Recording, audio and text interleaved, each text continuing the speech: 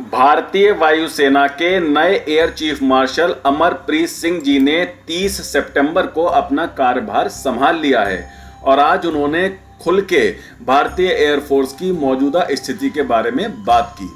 उन्होंने जो बातें कही उससे भारतीय वायुसेना की मौजूदा स्थिति पता चलती है और ये वाकई अलार्मिंग सिचुएशन है भारत की सरकार के लिए। कोई और छोटा मोटा अधिकारी ये सब कहता तो शायद लोग उसे इतना सच नहीं मानते, इतना महत्व नहीं देते, पर भारतीय वायुसेना के एयर चीफ मार्शल अगर ये कह रहे हैं तो वाकई ये एक चिंता की बात है। अमरप्रीत जी ने कहा कि हमारा देश डिफेंस टेक्नोलॉजी और इक्विपमेंट प्रोडक्शन के मामले में चीन से बहुत पीछे चला गया है।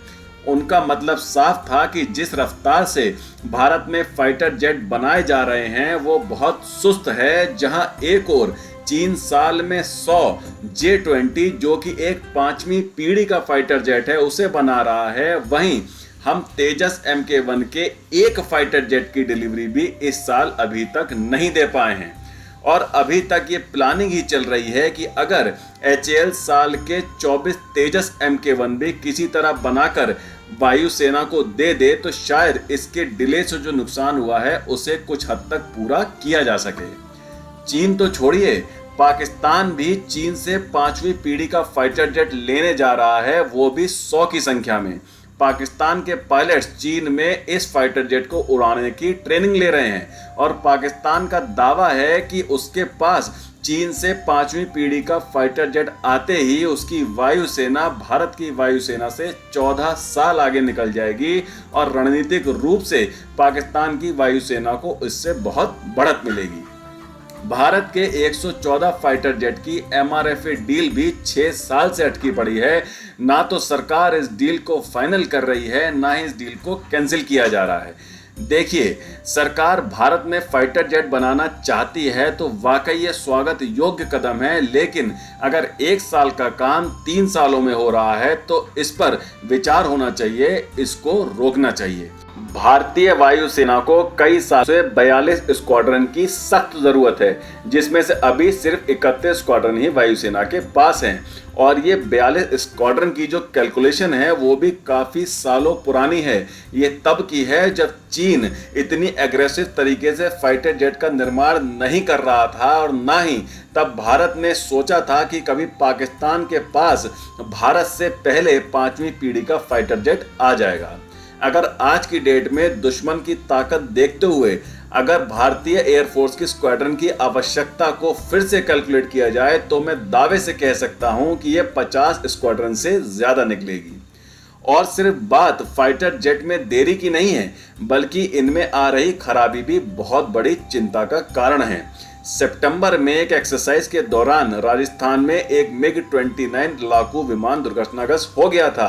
3 महीने पहले महाराष्ट्र में एक सुखोई Su-30 MKI लड़ाकू विमान भी दुर्घटनाग्रस्त हो गया था।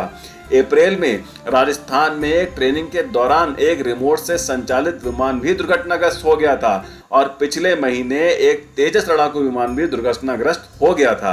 हालांकि राहत की बात यह है कि इनमें से सभी घटनाओं में पायलट सुरक्षित रूप से निकलने में कामयाब रहे।